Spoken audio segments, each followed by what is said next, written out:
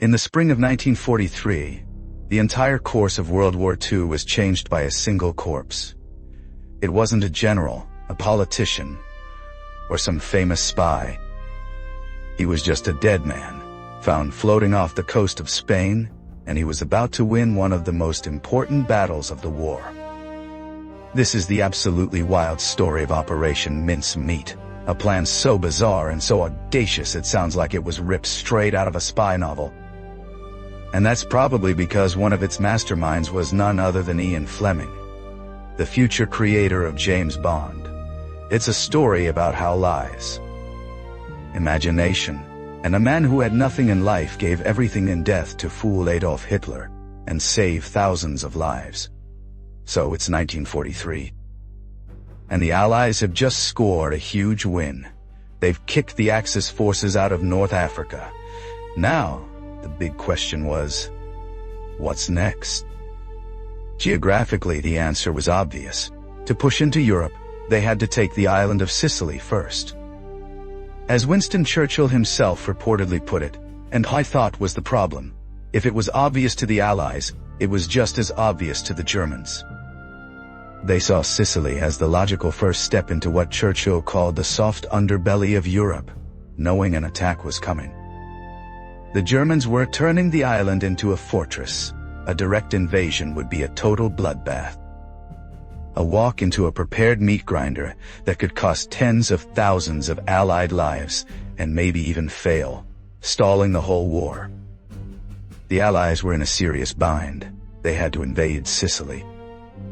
But they couldn't afford a frontal assault against an enemy who was literally waiting for them. They didn't just need a plan. They needed a miracle. They needed a lie so convincing, it would make the entire German high command look the other way. The solution came from a footnote in a spy manual and two of the most creative minds in British intelligence. The core idea came from something called the Trout Memo, a 1939 paper likely written by Ian Fleming that listed 54 wild ideas for tricking the enemy. Scheme number 28 suggested planting misleading papers on a corpse for the enemy to find. It was morbid and deeply unconventional. But in the desperate days of 1943, it was exactly what British intelligence needed. The plan, codenamed Operation Mincemeat, was driven by two intelligence officers, Ewan Montagu, a brilliant lawyer in naval intelligence, and Charles Colmonelly, an eccentric but creative RAF officer. Their task was massive. Create a completely fake person, give him a life, a personality, and a top-secret mission, and then make sure his body fell right into the hands of the Nazis. First, they needed a body.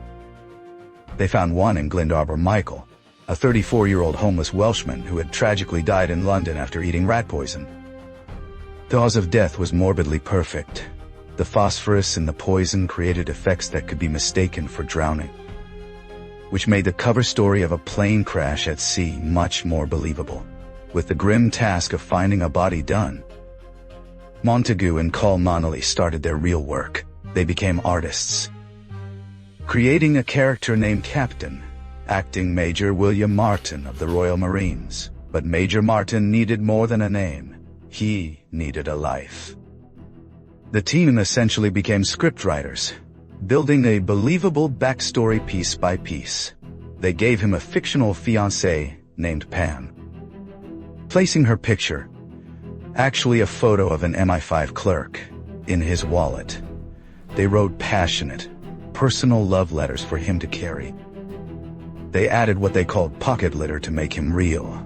Ticket stubs from a London theater, a bill for an engagement ring, a stern letter from his father, keys, and a receipt for a new shirt. Every single item was crafted to paint a picture of a real, living man. But the real deception was in the briefcase chained to Major Martin's trench coat. Inside were the forged documents, the bait for Hitler himself. The centerpiece was a personal letter between two high-ranking British generals, written in casual tones. The letter cleverly revealed that the main Allied invasions were aimed at Greece and Sardinia, and that Sicily was just a diversion to distract the German army. By April 1943, their creation was complete. The body of Glinder Michael, now fully dressed and realized as Major William Martin, was placed in a steel canister packed with dry ice. It was time for the man who never was to start his final critical mission. The canister with Major Martin was driven at high speed by a professional racing driver to Scotland, where it was loaded onto the submarine HMS Seraph. The sub set off for the southern coast of Spain, a location chosen with surgical precision. Spain was officially neutral, but its government was known to be friendly with Germany, and a notorious German spy operated in the area. It was the perfect place to drop the bait. The journey itself was dangerous. The submarine survived 2 bombing attacks. Finally, in the pre-dawn darkness of April 30th, 1943, HMS Seraph surfaced off the coast of Huelva. At 4:30 a.m., the crew gently pushed the body into the water. The submarine's commander, Lieutenant Bill Jewell, sent a simple now. All the Allies could do was wait. The next few days were excruciating. The entire operation hinged on a few huge what-ifs. Would the body even be found? If it was? Would the Spanish authorities pass the documents to the Germans? And even if they did, would the famously paranoid German high command actually believe them? That morning, a Spanish fisherman discovered the body, and just as planned, the briefcase was soon in the hands of the Spanish authorities. The bait was in the water. The plan was in motion. But the most critical part was just beginning. Would the Germans actually take the bait? We'll get to the incredible answer in just a moment. But if you're finding this slice of history as fascinating as I do me a quick favor and hit that like button. It really helps more people discover this amazing story. Back in London, British intelligence was on pins and needles. The breakthrough came from the code breakers at Bletchley Park. Through decoded German messages, they confirmed the Spanish had passed the documents to the Germans. Even better, when the documents were eventually returned, forensic analysis showed they had been opened, photographed, and carefully resealed. The Germans had them. The fake intelligence flew up the chain of command, right to Adolf Hitler's desk, while Hitler was briefly skeptical. The sheer detail of Major Martin's fabricated life did its job. On May 14th, Hitler met with the head of the German Navy and declared that the documents were above suspicion. He was convinced. And the real Allied attacks were coming for Greece and Sardinia. The lie had worked. Hitler immediately ordered troop movements that would be fatal for his defense of Sicily. Elite panzer divisions were moved to Greece. The number of German troops in Sardinia was doubled. Torpedo boats were sent from Sicily to the Aegean Sea. And new minefields were laid off the coast of Greece, all for an invasion that was never going to happen. Hitler even sent the legendary General Rommel to Greece to take command, as the Allies were preparing to strike Sicily. Hitler was actively stripping it of its best defenders. On July 9, 1943, the Allies launched Operation Husky, the invasion of Sicily. An armada of nearly 3,000 ships carried 160,000 troops to the island, and thanks to Operation Mincemeat, they achieved what everyone thought was impossible: total surprise. The German and Italian defenders were caught completely off guard. Even after the invasion began, the German high command was so convinced it was a feint that they were still waiting for the real attack on Greece. Because of this, Sicily was captured in just over a month, far faster and with far fewer casualties than Allied planners had dared to hope. The victory was a massive turning point. The fall of Sicily directly led to the collapse of Benito Mussolini's regime in Italy, and the country's surrender. The soft underbelly of Europe had been broken open, creating a new front that would tie down German divisions for the rest of the war. Post-war analysis of captured German archives confirmed just how thoroughly the deception had worked.